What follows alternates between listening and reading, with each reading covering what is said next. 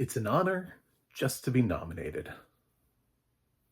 I I know when people say that they feel like they have to say that, but it is kind of true. It is an honor just to be places, just to be included. Maybe on like your 19th time, it's, taken for granted, but at the same time, there are other people who would love to be nominated once. Perspective. I'm John Stark from MacTheMovieGuy.com, your favorite blind film critic, and today we're going to talk about Diane Warren, Relentless, or as I'm sure she really wanted to call it, Diane Warren, Relentless as fuck. Uh, this movie's available on demand. It does not have audio description, and it's unrated, although I'll save the MPAA some time. It's R. I don't do films just not want to do it anymore because they're like, I don't know, do we really need this? I love that people are just shading the MPA. They're like, I don't know. Nobody's going to be concerned about the rating for this movie. It's just profanity. That's all we got here going into this. Um, so yeah, Diane Warren loves the F word a lot in this. It's kind of crazy. She's a firecracker too. I don't think I've ever spent this much time with Diane Warren in any sort of individual like interview realm, but certainly enjoyed it. And I think that's the point of this movie. Is this movie feels like a FYC campaign for Diane Warren. Like, for your consideration, why have you not given an Oscar to Diane Warren? So it does this through looking like a documentary, like a regular biography of somebody. Let's check out the childhood. Let's talk about where Diane got her start, how she's always wanted to be a songwriter, how her mother really wished she would become like a school teacher, but her dad supported her music career, but of course she lost her dad early on. But she's relentless as fuck and decided to continue pursuing on her journey.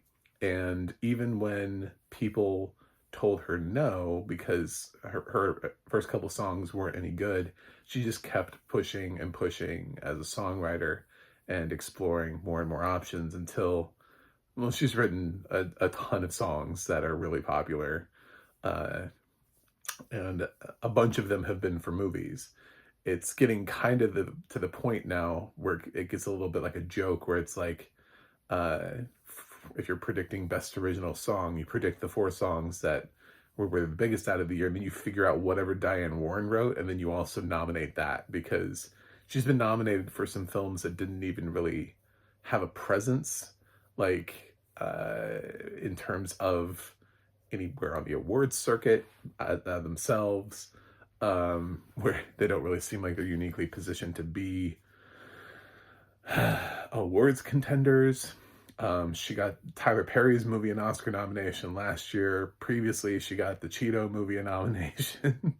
So, if you want a nomination for your film, the best way to do it is to pay Diane Warren to write a song for it, which there is one for this movie. So it feels like if she's ever going to win one, it would make sense for her to win one for writing a song for her own documentary. And there's actually quite a bit of conversation about Dear Me, which is sung by Kesha and plays, I think, twice during this.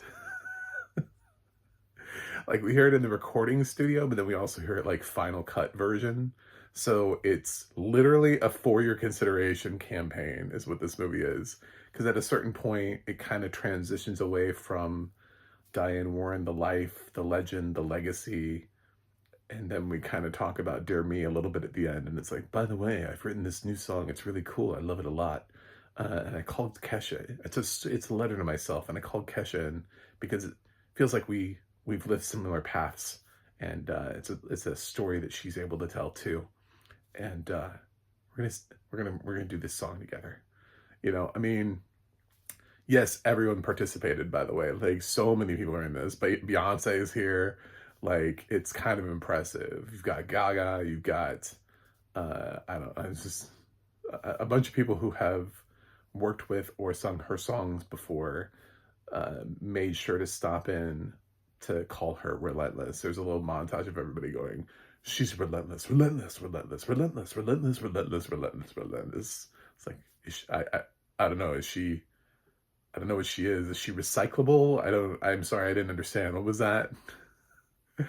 Um, yeah, it certainly feels like it's a certain sort of heavy-handed thing. You know what? I liked this. I love music documentaries. I like being reminded of all the hits, but man, this does feel like it feels like an extended sort of featurette for Diane Warren as a human being and like why she hasn't won an Oscar. She even comments on all the other things that she's won. She has like a composer star in the Walk of Fame. She casually reads off this list. I don't know where it's from. Probably audio description would have helped, but she reads it so like casually. It's like the top 10 greatest songwriters of all time, and she's like number 7, I think.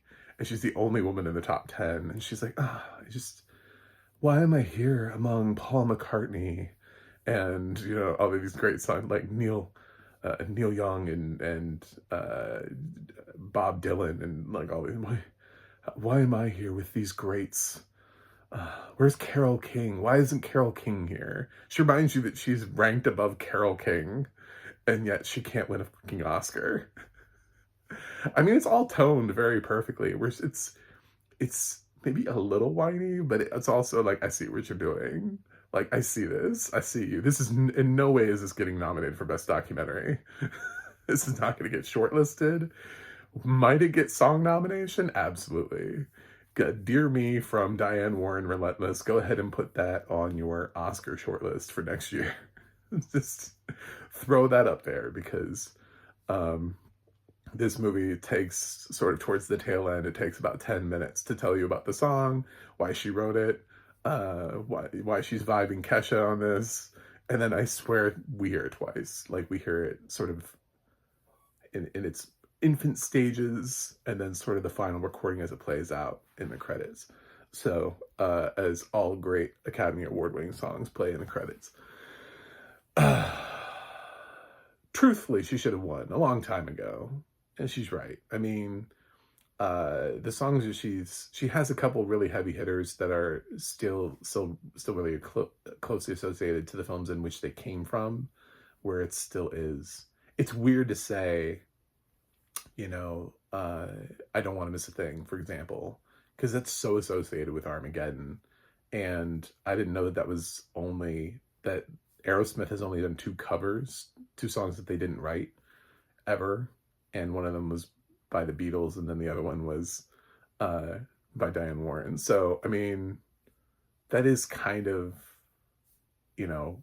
proud, although we know why he did it. Like, and she knows why he did it. And there's this whole story, which I already knew about, how she came to title that song because she heard James Brolin, who was doing an interview about being recently married to Barbra Streisand, where he said that sometimes he just lies awake because he and stares at her because he doesn't want to miss a thing. And she loved that and took that little note, I don't want to miss a thing, and then wrote a song based around that. So this is fine. I like the documentary. I'm throwing shade at it because we got to call it as it is. Listen, I know Diane wants an Oscar nomination. I get it. But at the same time, I think one of the funny things here is that this documentary is so charged around the positivity of everything that is Diane Warren that you would think there's never any conflict in her life, that she's never done anything wrong. She lives with no regrets. We don't really we kind of pretend like she has no love life and it's never existed. It's one of those things. I have this problem in general with documentaries where it feels like the subject of the documentary has control over the content of the documentary, and also that because that person is still alive, that we are trying to paint them in the best light possible. So we're not trying to present a challenging look at an artist or revealing the struggles that somebody went through, even when it comes down to her having to talk about being inspired to write the song that Lady Gaga sang for The Hunting Ground. and she gently mentions the fact that she's a survivor of assault herself, we don't really find out like much depth to that. It's not something she feels comfortable talking about, and the documentarians here are not really interested in pushing her on it. So um, it's kind of surface level, which I don't think serves her quite the way that you would expect. Uh, in terms of being able to dive into a topic,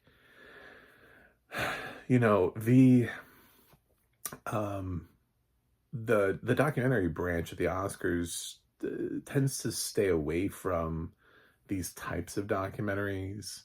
They've floated a couple into the maybe like the short list, but then ultimately not nominating them. Like Still, a Michael J. Fox story, was shortlisted, but ultimately didn't get the nomination. Uh, Will and Harper, you know, I mean, like there are things that are sort of based around an existing celebrity, an existing famous person, and they don't always end up translating. Uh, and I think a lot of it is because we're not fully engaged and determined to paint the entire picture, but as so much as painting the picture that we want or that the artist wants.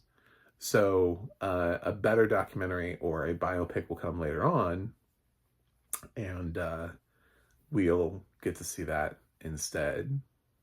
And it'll be a little bit more reflective, I think, of Diane Warren as an artist. It'll probably be a biopic because I can't imagine we need to keep making documentaries about Diane Warren. But I mean, she's legendary. So, but I don't know, you know, comparatively, how many documentaries are there about Carole King?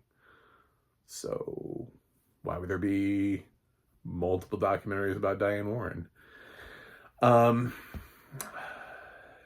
Does it need audio description? There were some times where there's breaks. Actually, this is one of the few times where I would say audio description probably would have actually gotten away with some stuff because I guess we're showing, and I'm kind of wondering if that's text on screen that we're showing, that we're breaking, because it's a lot of her talking, and then we listen to some songs. So there are sections where I know that the audio description would not interrupt the film. But actually with this one, I clocked a lot of times where there would be these little breaks.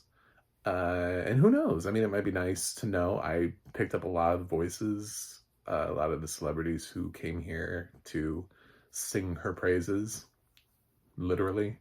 Um, and but not all of them, you know. I mean, I don't want to miss somebody.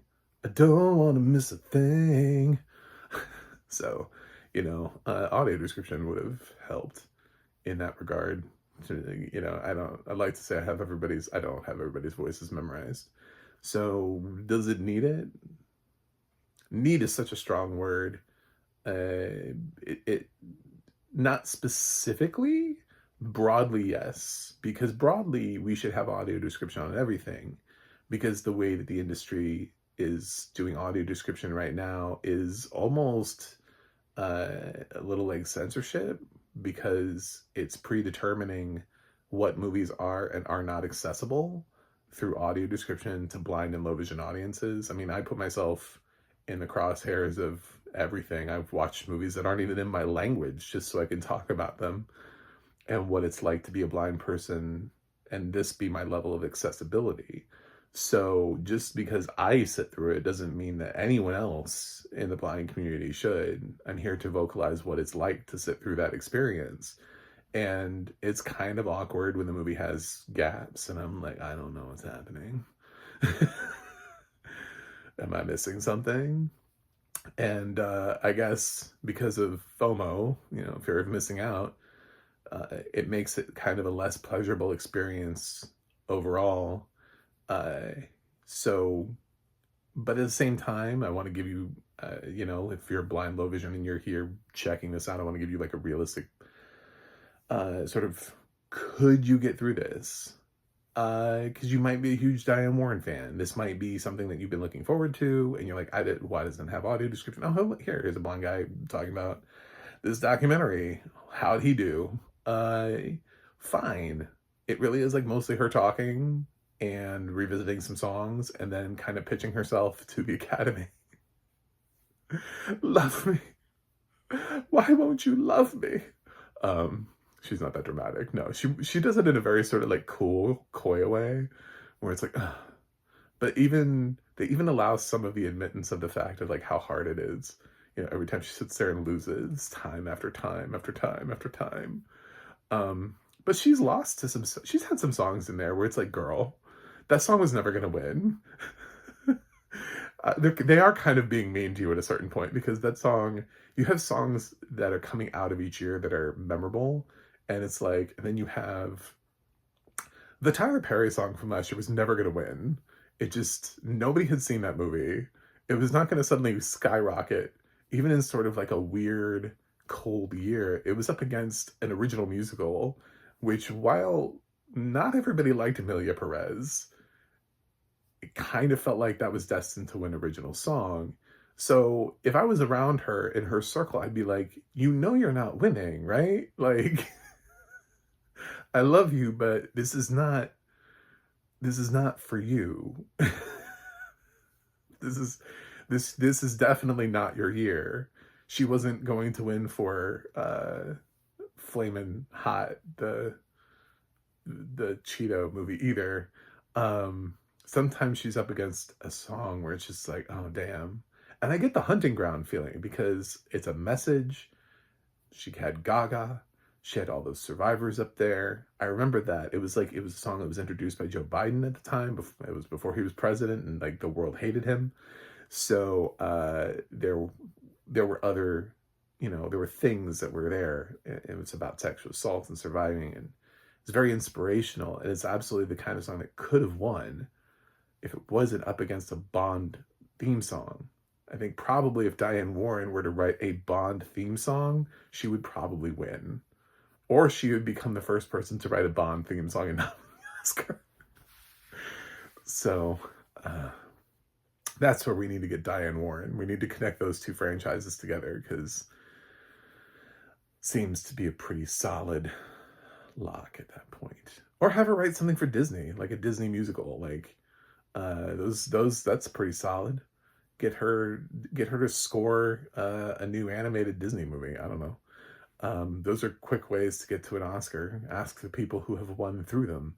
So I liked this probably more because it appeals to me more as somebody who follows awards, who loves music and specifically awards baity music and the music from these movies, and just sort of being aware of it. I can't give her like that high of a score because it does kind of feel like it's asking.